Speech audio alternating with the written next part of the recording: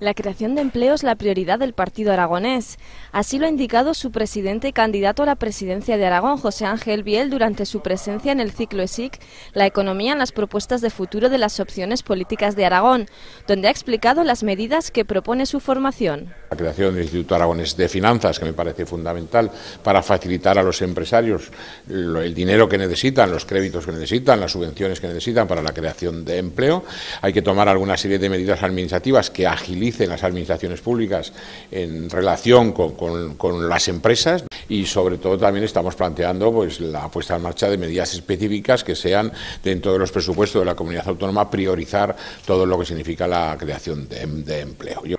Y de autonomía también se ha hablado en este encuentro. Porque no se nos puede olvidar que buena parte de la solución de los problemas que tenemos los aragoneses están dentro del Estatuto de Autonomía, y que en unas elecciones autonómicas no se hable de autonomía, a mí me parece algo muy grave, y es lo que veo que está sucediendo en algunos partidos, que se presentan a las elecciones autonómicas y no hablan de autonomía, lo cual me llama poderosamente la atención. Desde el PAR se ha remarcado la importancia de llevar a cabo apuestas serias por el mundo empresarial aragonés.